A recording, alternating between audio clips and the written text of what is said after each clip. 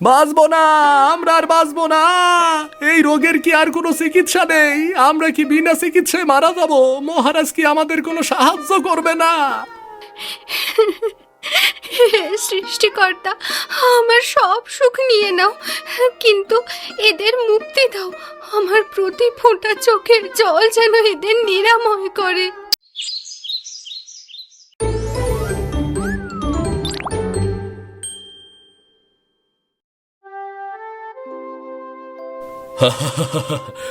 আজ আমার রাজ্যের সবচেয়ে খুশির দিন।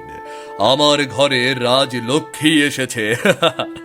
সেনাপতি, ঘোষণা করে দাও, আজ থেকে 7 দিন রাজ্যে কোনো কর নেওয়া হবে না। সবাই উৎসব করো, সবাই উৎসব করো। ওলে ওলে ওলে ওলে, আমার ছোট্ট মাটা, আমার 7 রাজার ধন, আমার মেয়ে নীরা।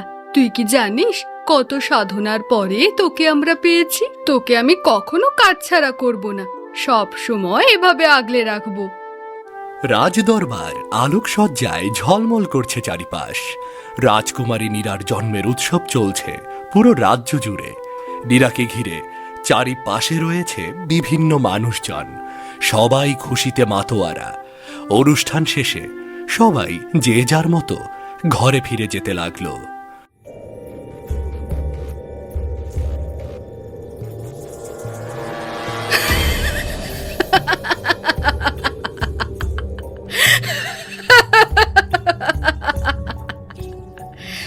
উৎসব? রাজা, তুমি কি ভুলে গেলে এই রাজ্যে পা রাখার আগে প্রকৃতির অনুমতি নিতে হয়? প্রকৃতির অনুমতি? আমি তো বুঝতে পারিনি আসলে। থাক, আর বলতে হবে না। এই শিশুটির ভাগ্য সাধারণ মানুষের মতো হবে না, এর ভাগ্য হবে অন্যরকম। মানে আপনি কি এসব কেন বলছেন? দয়া করে আমার মেয়ের কোনো ক্ষতি করবেন না, কোনো ক্ষতি করবেন না। ক্ষতি নয়, আমি তাকে একটি বিশেষ ক্ষমতা দিচ্ছি। তবে মনে রেখো রাজা, ক্ষমতা মানেই দায়িত্ব। এই রাজকুমারীর চোখের জল যেখানে পড়বে সেখানে অলৌকিক কিছু ঘটবে। তার চোখের জল যদি মাটিতে পড়ে তবে কারো ভাগ্য বদলে যাবে। এটি অভিশাপ না আশীর্বাদ তা নির্ভর করবে তোমাদের ব্যবহারের ওপর। কিন্তু কিন্তু রাজ্যে নেমে এলো চিন্তার ঘোর। রাজা রানী তাদের একমাত্র কন্যাকে নিয়ে ভীষণ চিন্তিত হয়ে পড়ল। ওগো ওগো মায়াবিনী, এ কি বলে গেল? কেন আমাদের মেয়েটাকে এমন অভিশপ্ত করে গেল? এবার কি হবে ওর? এভাবে ভেঙে পড়ো না রানী, আমি দেখি কিছু করতে পারি কিনা। এভাবে ভেঙে কিছুতেই পড়া যাবে না।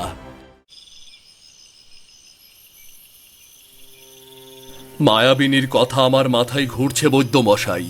নীরার চোখের জল যদি কেউ চুরি করে, বা যদি কোনো অশুভ শক্তি তাকে কাঁদায়, তার এক ফোঁটা চোখের জল দিয়ে তো শত্রুর আবার রাজ্য ধ্বংস করে দিতে পারে।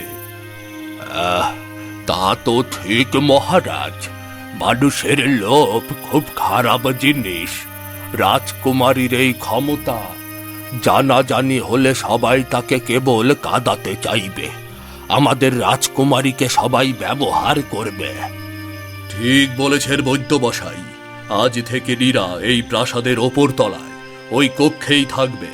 কোনো সাধারণ মানুষ তার কাছে আসতে পারবে না। সে কখনো দুঃখ পাবে না, কাঁদবে না। তাকে তাকে সব সময় হাসি খুশিতে রাখবো, যাতে ওর চোখের এক ফোঁটা জলও না ঝরে।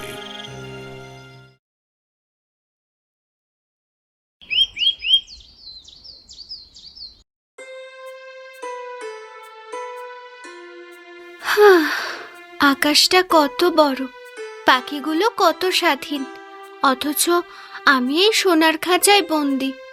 বাবা বলেন বাইরে গেলে বিপদ, কিন্তু আমার মনে হয় আসল বিপদ এই একাকিত্বে।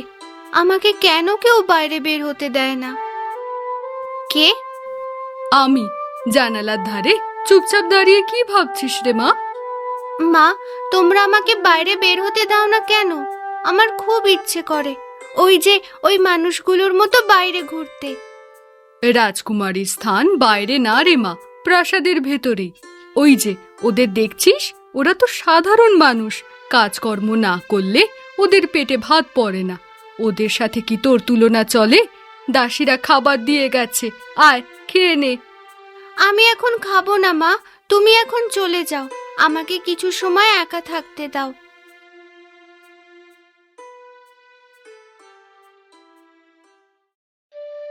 রাজপ্রাসাদের গা ঘেঁষে ছোট্ট একটা গলির সামনের কুঁড়ে ঘরে থাকে ওই গ্রামের ছেলে রাহুল ও তার মা। রাহুলের মা খুব অসুস্থ। রাহুল তার মায়ের পাশে বসে সেবা করছে। ও কাঁদছে। মা, তুমি কথা বলছো না কেন? মা, কথা বলো, কেউ আমাদের সাহায্য করো। আমার মায়ের যে অনেক জ্বর, হাত পা ঠান্ডা হয়ে আসছে। দয়া করে কেউ আমাদের সাহায্য করো, কেউ আমাদের দয়া করে সাহায্য করো। ওই ছোট ছেলেটা কত অসহায়, ওর মাটা মনে হয় খুব অসুস্থ। আমি যদি ওকে একটু সাহায্য করতে পারতাম, কিন্তু বাবা তো আমাকে ঘর থেকে বের হতেই দেয় না। সৃষ্টিকর্তা, তুমি কি দেখছো না আমার মাকে বাঁচানোর কি কেউ নেই? দয়া করে আমাকে সাহায্য করো। না না না, আমাকে এক্ষুনি বৈদ্যমশাইয়ের কাছে যেতে হবে, না হলে যে মাকে বাঁচাতে পারবো না, কিছুতেই না। ওই ছেলেটি তার মায়ের জন্য খুব কষ্ট পাচ্ছে। আমাকে যে করেই হোক ওকে সাহায্য করতেই হবে। এই ছেলে, দাঁড়াও, এই যে শুনছো? রাজকুমারী, আপনি আপনি এই প্রাসাদ থেকে বের হলেন কিভাবে? মহারাজ জানতে পারলে তো আমাকে মেরেই ফেলবে। আপনি চলে যান এখান থেকে। তোমাকে কেউ সাহায্য করছে না দেখে আমিই তোমাকে সাহায্য করতে এসেছি। তোমার হাহাকার দেখে যে আমি ঘরে থাকতে পারলাম না। তোমার মায়ের জায়গায় যদি আজ আমার মা থাকতো। হে সৃষ্টিকর্তা, আমাকে ক্ষমতা দাও যেন আমি এই বাচ্চাটিকে সাহায্য করতে পারি। নীরার চোখের এক ফোঁটা তপ্ত জল টপ করে মাটিতে পড়ল, আর মুহূর্তের ভেতরে মাটি ফুঁড়ে একটি উজ্জ্বল নীল রঙের ফুল ফুটল, আর সেই ফুলটি থেকে একটি স্নিগ্ধ আলো বের হতে লাগলো। কি, তার মানে রাজকন্যা একজন জাদুকরী, আর এসব সে রাজার অগোচরে করছে। এই মুহূর্তে আমাকে মহারাজকে সব জানাতে হবে, এই মুহূর্তেই জানাতে হবে। এ কি, আপনার চোখের জলে এই রুক্ষ মাটিতেও এত সুন্দর ফুল ফুটলো, যেন স্বর্গ থেকে কেউ পাঠালো। এটা তোমার মায়ের জন্য। যাও, এ ফুলটি নিয়ে গিয়ে তোমার মাকে এর সুগন্ধি শোকাও, দেখবে সে সুস্থ হয়ে যাবে। মা, মা দেখো, এই ফুলটা থেকে কেমন সুন্দর ঘ্রাণ বের হচ্ছে। মা, মা, এই ফুল থেকে লম্বা শ্বাস নাও। রাহুল ফুলটি তার মায়ের নাকের কাছে ধরতেই মুহূর্তের মধ্যে তার মা চোখ মেলল এবং তার ফ্যাকাশে মুখটি উজ্জ্বল হয়ে উঠল। খোকা, আমার শরীরটা অনেক হালকা লাগছে। সব যন্ত্রণা এক নিমেষে গায়েব হয়ে গেল। কে দিল এই আশ্চর্য ফুল? আমাদের রাজকুমারী গুমা, তার চোখের এক ফোঁটা জল মাটিতে পড়তেই এই ফুলটি ফুটল মা। সে এক অবাক কাণ্ড মা, অবাক কাণ্ড। চুপ কর, চুপ কর খোকা, চুপ কর। এ কথা আর কাউকে বলিস না। যদি মহারাজ এ কথা জানতে পারেন তবে নির্ঘাত কর্তান যাবে। রাজার কানে এই কথাটি পৌঁছাতেই সে রেগে রাহুলকে প্রাসাদে ডেকে আনার আদেশ দিল।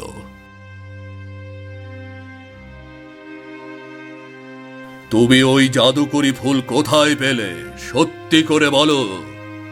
মহারাজ, প্রাসাদের দেয়াল টপকে রাজকুমারী নিচে এসেছিল আমাকে সাহায্য করার জন্য।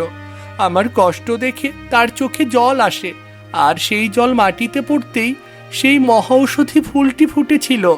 এটি আমার মাকে বাঁচিয়েছে মহারাজ। এত বছর ধরে ওকে সাবধানে রেখেও আটকাতে পারলাম না।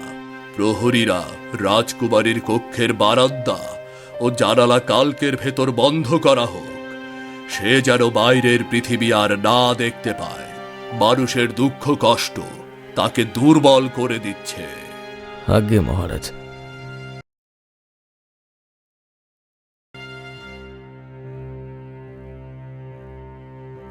এই ঘরে আমার দম বন্ধ হয়ে আসছে। এখানে এখানে আমি থাকতে চাই না। নীরা, মা নীরা।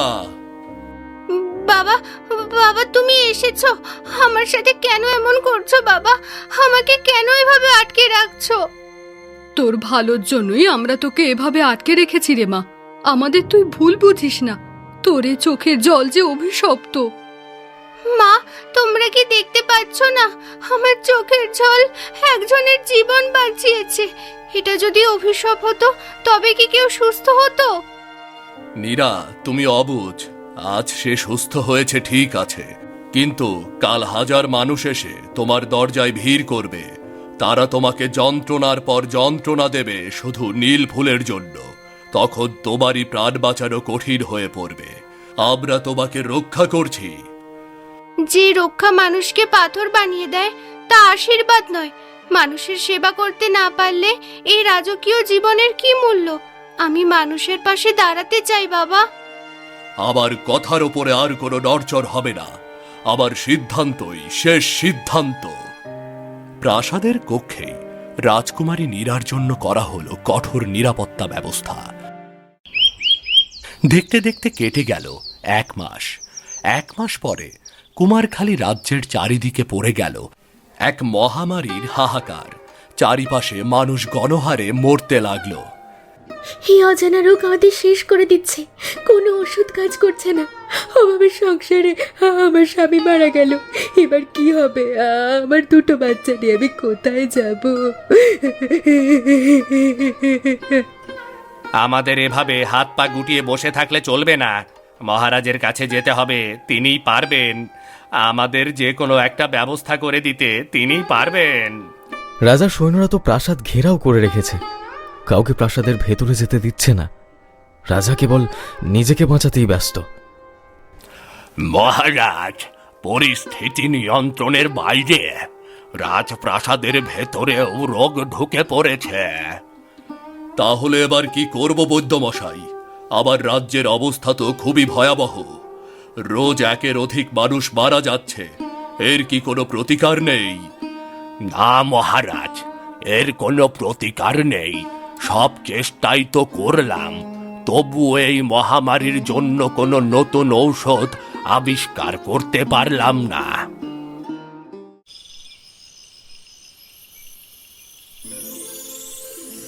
নীরা, তুই তো দয়ার সাগর। তোর চারদিকে কত মানুষ মরছে, আর তুই বন্দি। তুই কি জানিস না এই মহামারীর কথা? মনে রাখিস, রাজকীয় রক্ত কেবল অহংকারের জন্য নয়, ত্যাগের জন্য। আমি আমি তো আমি তো জানি না এই মহামারীর কথা। গ্রামের এত লোক মরছে আর আমি কিছুই জানতে পারলাম না। ওঠ নীরা, উঠে পড়। সকাল হতে চলেছে। তোর চোখের জল যখন মাটি স্পর্শ করবে, তখন হাজারো নীল ফুল ফুটবে। তার ঘ্রাণে ওই মহামারী এই গ্রাম থেকে দূর হবে নীরা। হ্যাঁ, আমি যাব, বাঁচাবো সবাইকে। আমাকে সবাইকে বাঁচাতে হবে। হে, আমি কি স্বপ্ন দেখলাম? এটা কি সত্যি? যদি সত্যি হয় তবে আমি আর বসে থাকতে পারবো না। এ রাজ্যের মানুষদের আমি এভাবে মরতে দিতে পারবো না। মেন দরজার চাবিটা প্রহরীর কাছ থেকে যে করে হোক নিতেই হবে। এখন তো ভোর, সবাই গভীর ঘুমে আচ্ছন্ন। এই সুযোগে প্রহরীর কাছ থেকে চাবিটা নিয়ে আমি রাজ্যের প্রত্যেকটা মানুষের বাড়ি যাব। নীরা বুদ্ধিমত্তার সাথে ঘুমন্ত প্রহরীর পকেট থেকে চাবিটা নিয়ে গায়ে এক সাধারণ চাদর জড়িয়ে বেরিয়ে পড়ল।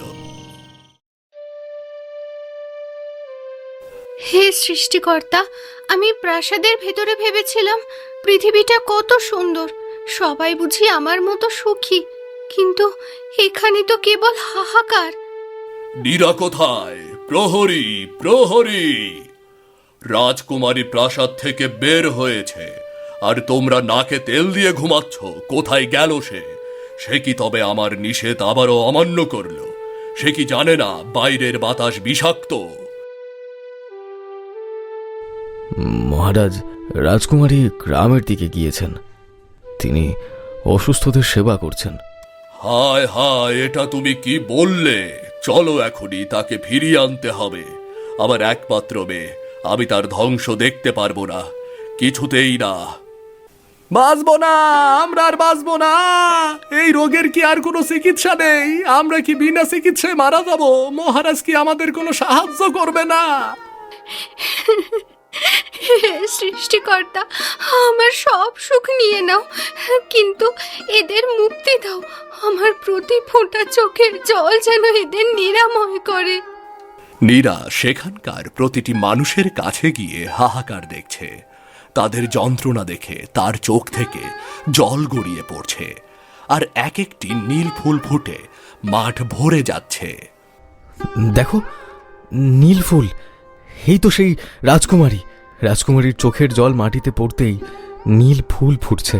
ফুলের সুবাসে আমাদের শ্বাস নিতে কষ্ট হচ্ছে না, কতগুলো সেরে যাচ্ছে। নীরা, মা আমার নীরা! নীরা, এ তুই কি করলি নীরা? দেখো বাবা, তোমার প্রজারা হাসছে, তোমার রাজ্য আবার প্রাণ ফিরে পেয়েছে। এতে কি তুমি খুশি নও? আমি লজ্জিত রে মা। আমি শুধু সোনাদানার শক্তিকে সম্পদ ভেবেছিলাম, কিন্তু আমি দেখিনি যে আমার মেয়ে সবচেয়ে বড় সম্পদ। তার দয়াই শ্রেষ্ঠ শক্তি। প্রহরী, এক্ষুনি রাজকুমারীকে রাজ্যে নিয়ে চিকিৎসার ব্যবস্থা করতে হবে। তাড়াতাড়ি এসো। মহারাজ, রাজকুমারীর শরীর থেকে সব জীবনী শক্তি যেন বেরিয়ে গেছে। অতিরিক্ত কান্নার ফলে তার হৃদস্পন্দন কমে আসছে। মনে হয় রাজকুমারীকে বাঁচানো আর সম্ভব হবে না। আমি কি ভুল করলাম? আমার জেদের কারণে আজ আমার মেয়ে মৃত্যুর মুখে। জাদুকরী মায়াবিনী, তুমি কোথায়? আমাকে সাহায্য করো, আমাকে সাহায্য করো। রাজা, তুমি কি এখন বুঝেছ? তুমি তাকে খাঁচায় বন্দি করে তার আত্মাটাকে মেরে ফেলেছিলে। সে আজ মুক্ত বলেই সবাইকে মুক্ত করতে পেরেছে। আমি আমার সব অহংকার ত্যাগ করলাম। দয়া করে আমার নীরাকে ফিরিয়ে দাও। আমি আমার মেয়েকে চাই। নীরা, তোর পরীক্ষা শেষ। তুই নিজের কষ্টকে অন্যের সুখে রূপান্তর করেছিস। আজ থেকে তোর চোখের জল আর ঝরবে না, বরং তোর হাসিতে রাজ্যে সুদিন আসবে। বাবা, মা, এই দেখো, আমি ঠিক আছি। প্রকৃত সুখ সম্পদে না, ত্যাগে হয়। অন্যের কষ্টকে সহমর্মিতা জানানোই মানুষের সবচেয়ে বড় ধর্ম। যে হৃদয় অন্যের জন্য কাঁদে, সৃষ্টিকর্তা সেই হৃদয়েই বাস করে। সারা জীবন এমন ভালো থাকিস মা।